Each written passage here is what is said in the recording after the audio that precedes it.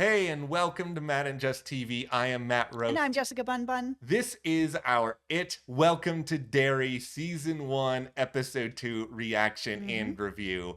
I just have to say, first and foremost, I'm sorry, Stephen King universe. I'm sorry to you. I was sitting here after the premiere review being like, they didn't really kill off Teddy and Phil and Susie. I don't believe it. I'm just cynical and jaded. And you were over there being like, yeah, Matt, they're dead. Oh no, absolutely. I mean, it's the it universe here, and that's the thing about it, right? I mean, this is what they do. So, yeah, I felt that they were gone, and I mean, I will say that this episode tricked me a little bit when we had that opening sequence, and then Lily woke up. I was like, ooh, I hope you guys didn't just do it was all a dream, and they didn't. I'm like, oh, thank you. Oh my God, so good. My respect for this show, the producers, everybody has increased exponentially now because you guys really had Big the swings. guts. And it feels to me now, especially that, all right, you really didn't want this to just be a carbon copy of the movies. You really wanted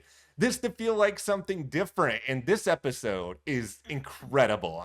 There is so much scary stuff, character development, big reveals. There's just a lot here. And a really huge connection to one of my all-time favorite movies, The Shining. Like, we are going to get into that and how that connection is going to come together in a way that doesn't actually do anything to the movie. All right. Well, before we talk about any of that, be sure to hit that subscribe button because we will be here all season long with coverage of it. Welcome to Derry. We love getting into all of this, talking about theories, hearing from you guys. And we just hit 90,000 subscribers here on YouTube. We are so grateful to everyone who has joined us. You can also follow us over on our Patreon. Over there, we are covering Down Cemetery Road on Apple TV Plus. It is a very, very dark, dark murder mystery. Is the only place that you can get those reviews. I'll leave a link for you in the description. Thank you guys so much for your support over there.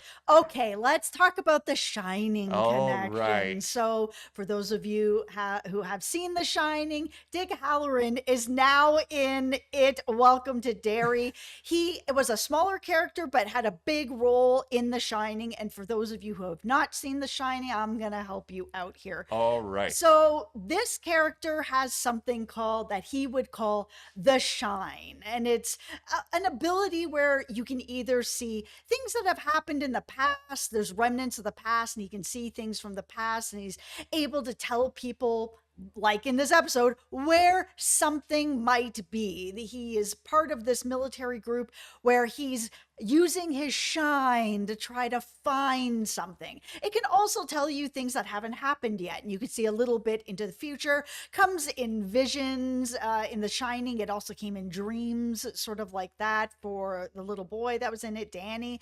And for Dick here, we've got the military are using him to help find Pennywise. They know that there is something out there that is this weapon that they're going to be able to use that drives people's fear. And they're just thinking that if Dick is able to help them find this weapon, then they are going to be able to use it and in a way control it. And I'm just like, oh man, you guys don't know what you're up against. Like, yeah, Dick might be able to help you find it and he might be able to know a little bit about it, but he may not know everything because the shine doesn't tell you everything. It gives you a little bit of remnants and pieces of things, but it doesn't paint the whole picture. So what are they opening up here? We see them bring up that car. Like, it's gonna go so badly.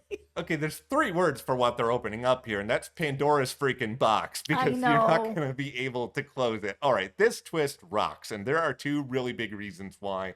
Number 1, I don't necessarily have the long-term history or connection to The Shining that you do, but I can... It's so good. But I can still sit here, though, and be like, I really respect the audacity to take a character from a beloved... iconic movie that would be like some sort of modern day drama being like, okay, let's just pluck some stuff from Goodfellas now and we're just gonna call it a day. It's such a risky thing to do, but it was so smartly done here. It felt like not just an Easter egg, but something that's actually viable and important. And because Pennywise, we're Yeah. already dealing with this character that is supernatural and Yep. extraordinary in all the worst ways, it doesn't feel unrealistic that all of a sudden Dick Halloran's going to exist in this universe, right? I'm just so glad that they didn't make it cheap, that it was just a Yeah. cameo and oh look, here's Dick Halloran. Oh my god, it's the Shining connection. No, he has an actual important role in all of this where he's using his Shining to be able to like help do something real dark. And the beautiful connection then is when you do watch Shining or rewatch The Shining, which I am absolutely going to be doing this weekend. It is Halloween. Oh, I yeah. love it. That you start to really look through those scenes with him where you're like, oh man, the things that he has seen Yeah. and the things that he has done, because helping to bring this out into the world, that's a problem. And that's something you're going to carry with you. Yeah, very, very deeply. I feel 100% confident that showrunners went and watched that movie an unhealthy amount of times to sort of pluck Same. emotionally these little things that they can take from that. I mean, Yep. I also love that Dick's played by Chris Chalk, who was on Perry Mason. I love him. He's perfect for Yeah, this role. He's perfect. I my first love with Chris Chalk will always be Lucius Fox on Gotham, a show that me and a very small group of people still very fondly remember. I love Gotham. But yeah, I think he's really good. But the Yeah, other he part is. of this that's so interesting, and you mentioned the Pennywise being used as a weapon, it's the show tapping into this time period in this really, Yep. really fascinating way. We've already seen, characters coming back from Korea, and we're Yep. at this point in history where there's escalating tensions with other parts of the world, Yep. and that manifests in different ways, the space race, and things that are much more dangerous. But here it's them trying to find any sort of tactical advantage that they can. It's a very fun twist on the classic horror movie. Why are you people so stupid? That it is in hundreds of movies where people do things and you sit back and you're just, that makes no sense. Why are you going to wrestle with something you don't understand? And then you have Hanlon in all of this, where you have, Shaw coming in and basically putting together this whole like he's going to get attacked in his room. And Yeah. is he going to be able to figure it out? Is he going to be able to get through the fear of it all to face people and, whatever? It's all a test to see that he is a man without fear. And it's like, that's the test. You think that that is the test and that is enough, that Hanlon is going to be able to handle the fear that he's going to face with Pennywise? Man, you guys do not know what you are up against. You do not understand it. Like it is going to be so bad. You are setting Hanlon up to die. Listen, Harry Morgan, this is a very, very dumb plan that you have come up with. It's just the whole premise of it. It's so trash. I It's, mean, I know he doesn't know what he's up against yeah, when it comes to like, oh, facing fear and whatever, but like, oh man, Hanlon, I hope that you are a lot stronger than I think. it's just grasping at straws, and it makes this entire group feel really, really desperate that they're already going to these lengths to try to get a handle on something. But the other question that kind of stems from all of this is, okay, well, how did you guys accumulate all the information that makes you think that you can control or operate Pennywise? Like, this is where they can really do sort of a Scrooge McDuck style deep dive into all these different years of 27-year occurrences that Mhm. Pennywise has shown up. Yeah, I mean, and that's the thing, right? If most of this is being told through Dick,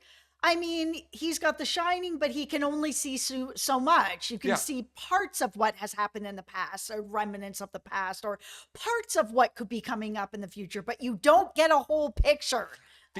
It's just because this twist is so great.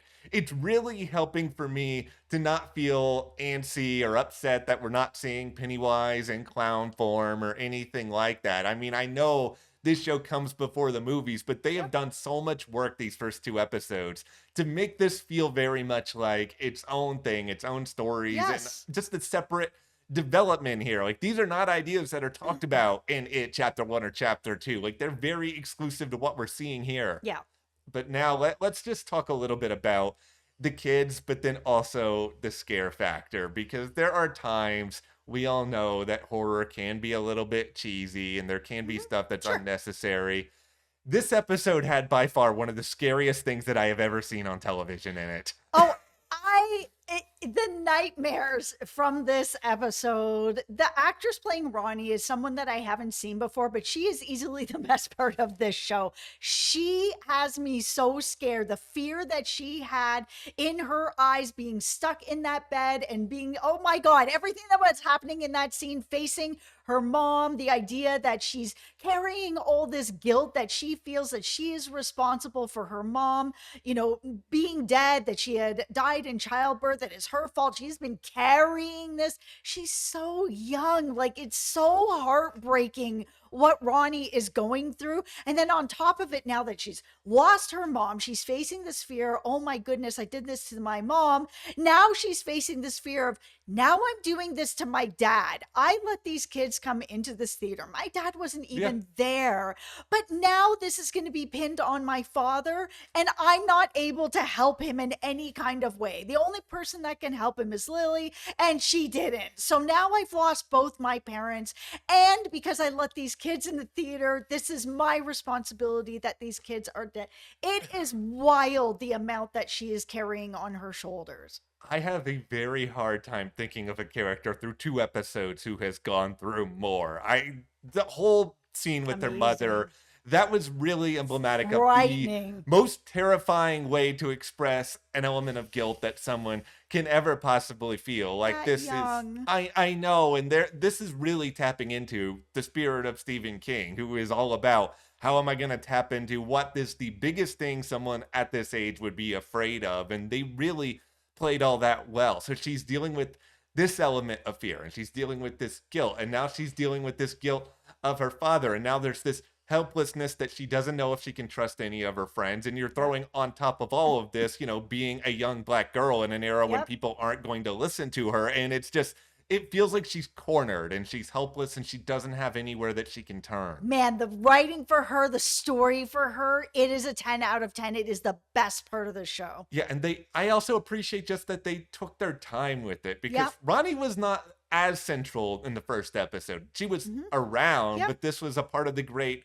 hoodwinking that they did, where we spent so much time with Teddy and Phil and hearing about Maddie, that they kind of get us settled in to that idea and make us Yep. think, oh, Ronnie's just going to be a supporting character. Yeah, because she's also carrying with her what happened to Maddie, because she helped him escape that whole thing in the theater for him to end up going missing. So we have all of these feelings of sadness now towards Ronnie. And now let's just throw Lily in here too, because Lily is also going through it in a really terrible way. That whole grocery store scene I know. was incredible. I want to give a shout out to whoever that extra was that was doing the most. That guy who was creeping behind her and like leaning out behind these different shelves and stuff. Bravo. I don't know who you are. You were doing the most. You scared the life out of me. It was so well done and so creepy.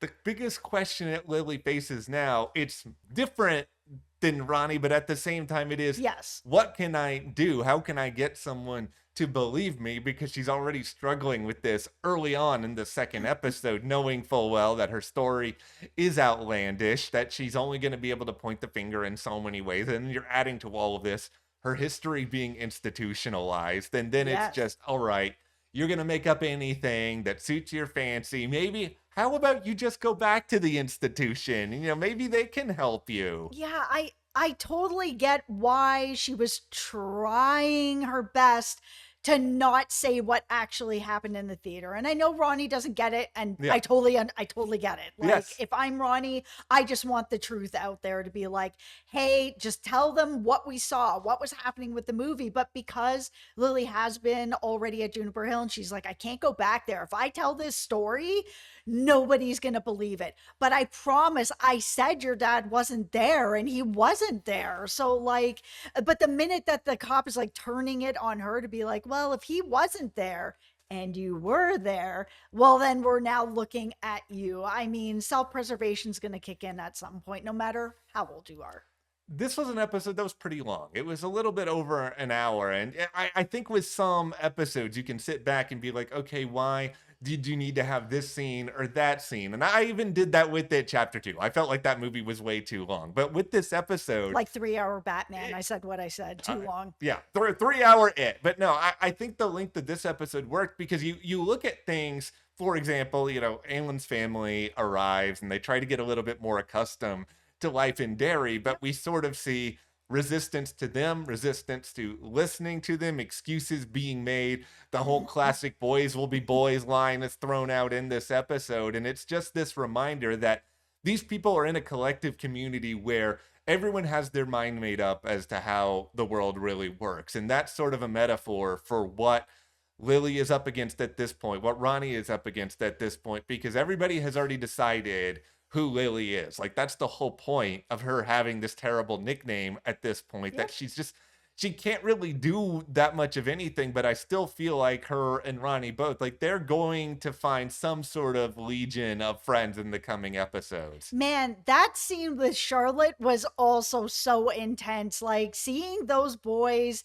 attacking that other boy and her being the only adult in the room that's Yeah. going to come out and be like, this is not okay. You Yeah. guys need to cut this out. It's 3-on-1. None of this is okay. Looking around at all the other adults are just like, do, like going about their business. I was like, what is wrong with this town? It's a town that clearly feels like, okay, we're doing enough. We're doing enough to be mom. We cannot. They just don't want to let go of these terrible ideas they baked into their brains. It's also Derry, and so many horrible things have happened out in Maine. It's just like Stephen King has made it just like the most horrific like place in the world that maybe all the adults there are just like, you know what, we've seen worse. They've all just gotten so weathered at this point. Yeah, it's just They're like, just putting. it's not as bad as Pennywise, so you know what, it's fine. And speaking of Pennywise, like we said earlier, still haven't seen the clown Nope. form, but we've seen all these other variations already. The most bizarre Yes. thing that we have to consider at this point is this is still episode 2. We're only a quarter of the way through the season at this point. So inevitably, things are still going to get worse. There are still going to be other yes. characters who probably die. And then Oh, that yes. question then becomes, okay, well then who could it actually be? Yeah, it's going to be interesting to see how it all plays out. We also have this new character, Will, that's Yeah. been brought into town. He seems to be getting a little bit closer with Ronnie. They were in detention together, whatever. I feel like he's going to have a really good role to play. I still do like, though, that in the midst of all these really, really horrible things, we do have these contained scenes, in particular with some of the younger girls in town. I mean, including Lily, where they're talking still about things that feel normal, obnoxious questions as to who you're crushing on, and then giving you grief after the fact. There's still that element of, okay, there are people left who have an element of innocence to them. We're going to play around with that and contrast that between these characters and then also these others who have gone through the worst things possible. Yeah, and even the two that have gone through the worst things possible, they still have that feeling of children. Like the writing for them is just so spot on, where writing for children could be very difficult, where a lot of the times it feels like adults writing for children, where they feel like they're kind of too adult, if that makes sense. Yes. That's not happening here. My biggest question at this point is just simply what happens to make the government and this base suddenly feel like, you know what, this is actually a really terrible idea. We're not going to pursue this, and we're also not going to spread the word about this so that, years down the road, everybody would be talking about it otherwise. So something clearly happens where they just feel like, this is better being buried. If we expose this to everybody, then everybody's going to want a piece of that Pennywise pie, and that is not a good pie to have. Oh, absolutely. They're not going to be able to control this. They don't know what they're getting into. Dick is only able to tell them Yeah. so much. They're going to unbury this. Like you said, Pandora's box is going to be a huge problem for everybody. Everybody's going to die, and then it's going to get buried again. I'm just so much more excited about this whole base storyline after episode 2 than I was episode 1, where episode 1, it just felt like a waste of time. I wasn't sure about it, and then they brought in Halloran, and now I'm just like, I am all in on this storyline. It's incredible. I really hope you guys are enjoying Welcome to Derry as much as we are at this point. Yeah. But we want to hear from you. What did you think about episode 2? What do you feel the end game for Halloran in all of this is going to be. Like, could he actually be someone who scares them off of this plan a little bit? Yeah, I'm wondering if the Shining may be able to help him a bit because, like I said, you can see a little bit into the future as well. Maybe as they're going through this, he's going to start to shine into the future and be like, "Oh my God, this was a mistake. Let's all back it up," because we know that he Yeah. survives. He's in the Shining. Let us know in the comments everything you feel about this and hit that subscribe button. We very much appreciate your support there, and we will see you here next time.